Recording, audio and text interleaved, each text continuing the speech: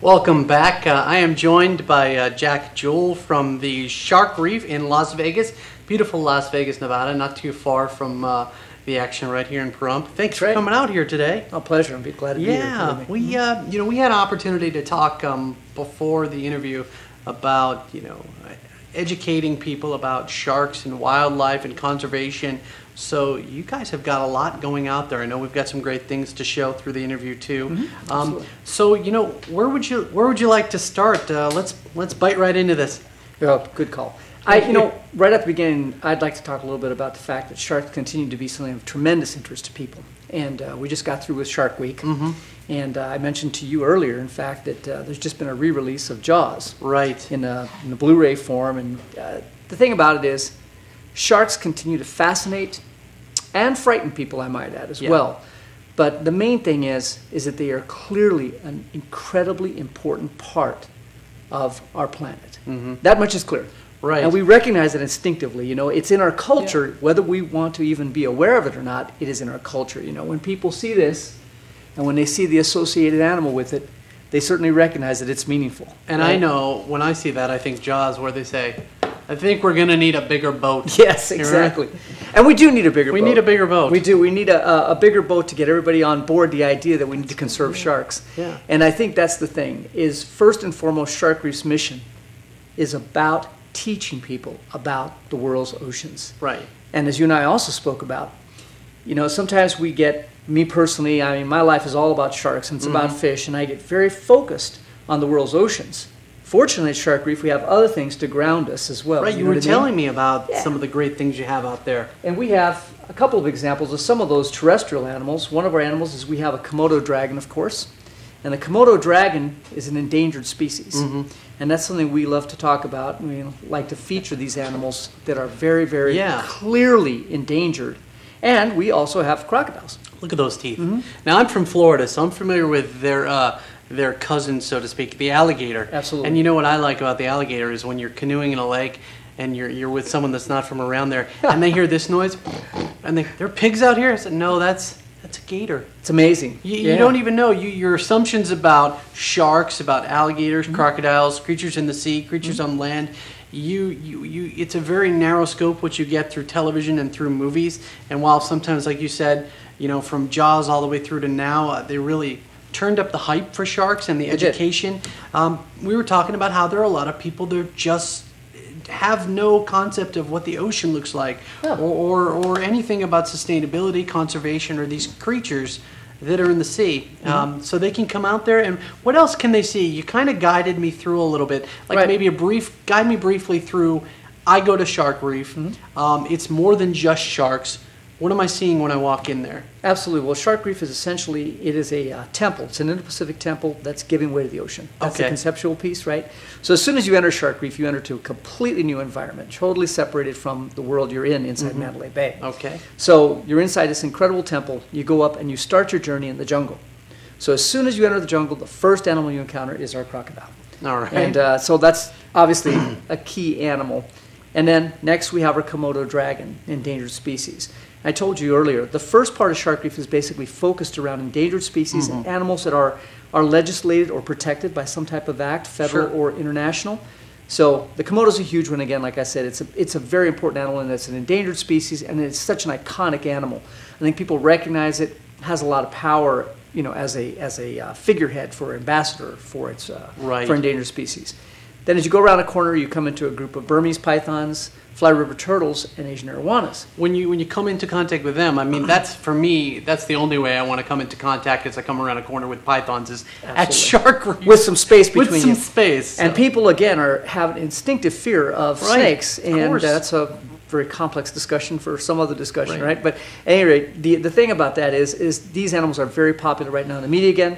Your home front, obviously in Florida. Sure. It's been a big invasion of them. And we talk about invasive species. And we talk about the fact that these animals get released into the wild. And also understand the importance of preserving them and protecting them from the abuses that occur at the hands of perhaps people who are not good pet owners. Right.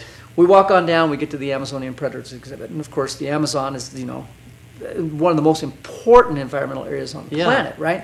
And people have a vision of it, but they don't necessarily think about what lives in the water. Right. So a lot of stuff going on, but there is a lot of animals to think about there. Because we think piranha. I mean, And we have piranhas, that's of what you course. think. You betcha, piranhas. Piranhas are an iconic animal. We talk about them. We have some new interpretive graphics there in this area that really talk about those animals as well as about the entire environment. In the last year, we've been able to add in some great stuff, like we added in our touchscreens. In our touchscreens, you can go there and you can bring up every single animal in Shark Reef and find out additional information about them, okay? In addition to that, you can look at both our Shark Reef conservation measures as well as our partner, the Nature Conservancy. We have a whole lot of information about Okay. global warming and other conservation measures.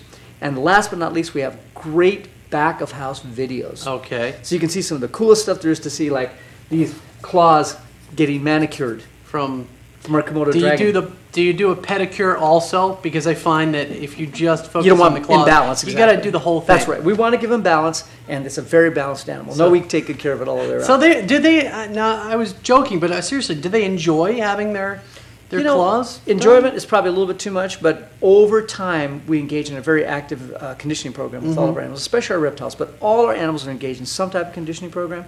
The reptiles, though, are very, very accepting of it, and they do very well with it. So we get them into the crate. Yeah. Okay, that animal crate's 3 times a week to be moved. In fact, we even take it to a holding building. Okay. And we basket outdoors. What's that mean? Basket. Put it out in the sunlight. Okay, so basking in the sun. Exactly. So Okay. same thing, like many reptiles, it needs to get direct sunlight, Sure. UVB, Yeah. so that it can improve its general health. Like what was George Hamilton? George Hamilton, Yeah, yes. he's a He reptile. had some serious Sun. UVB, right? He did exactly. Yeah, so he you was get in them the- out in the sun, you bask them, and Exactly. and And so then we can crate them back. they're And used to being crated. they're used to being created and used to being handled and being engaged in that fashion. And then through a process of desensing them, which means touching them Mm-hmm. and then accustomed to it, then we're able to do things like do their nails. But the whole process is not just about our convenience and their convenience. I mean, it's very important. It's mutualistic. We don't want to have to get down there. We don't want to be Steve Irwin. We don't want to be in there in a wrestling match Right. with the Komodos or the crocodiles. We want them to safely and easily cooperate when we need to do things. Sure. And likewise, we want to be safe with our animals too. But that's a very, very important part of their enrichment as well. Okay. It enables them to have interactions and activities, mental stimulation and physical stimulation as part of their normal housing. So we do that, and then we move past the Komodo dragons, and where do we go then? Now we get into our, like I said, the Amazonian predators. We start to go our way down. We come into our shark area. Okay. And then we finally go into the temple. Now, the temple is the undersea portion of Shark All right. Reef. And it starts out with Caribbean reef fishes. Under the sea. Exactly, yes. And the Caribbean reef fishes are a critical animal to me because it talks about fishes of North America. Okay. And a lot of times people in North America do not think about coral reefs as being part of their reality. Right. If they think about the oceans at all. Right, But yeah. they don't really think about how are coral reefs relevant to me. Mm-hmm. So we have those guys. We go through our tunnel. Okay. And in there you get a view of some of our first level of sharks. You know, Okay. and some of our smaller sharks. And these are our zebra sharks and blacktip reef sharks, along with a whole lot of variety of fishes. You enter into our temple area. In the temple area, we have our jellies. We have our giant Pacific octopus, which is a really huge hit. Mm-hmm. Sure. We have our lionfish. Uh-huh. And we have our touch pool. Okay. And our touch pool is where children and adults both get to interact with these animals directly. Wow. And I think, as you know, it is a critical piece in getting people to attach themselves to these animals and really become interested in preserving them. And then last but not least, into the shipwreck, Neptune's Fury. Okay. That's our new name, by the way, Neptune's Fury. Enter into the shipwreck and you're in a 1.3 million gallon shark predator exhibit. Wow. And it is truly an amazing collection of animals from all over the world. Wow. Now we've got about a minute left, so we're going to have to wrap this up. No problem. But there's so much out at the Shark Reef, and whether you're just taking the trip over from Pahrump or you're recommending friends and family something to do in Las Vegas that takes you out of the standard casino fare, we Absolutely. love what can be done there, but sometimes you want a little variety. Maybe you're from a part of the country where you don't have oceans or access to these fascinating and amazing creatures. What website can they go to find out more? Sharkreef.com. And be Sharkreef.com. sure and check out our Dive with the Sharks program. It's a great opportunity. If you really want to get in with sharks and dive with them, and be sure that you're going to see them, this is the place to do it like no Wear place your else. armor, huh? Yeah, you have is to it. wear the gloves. You get to wear a full chainmail suit when you dive with our I sharks. tell you what, I would like to do that, but I don't look good in mesh, so I'm gonna That's pass okay. on that. Everybody looks bad in mesh, but Well- that's okay. It still works. Well, all right. Well, we'll check that out. So come on out to Shark Reef. Please. Jack Jewell, pleasure having you on the Absolutely, sir. show. Pleasure. And don't go anywhere. We'll be right back. Keep swimming right here, Young and Hart.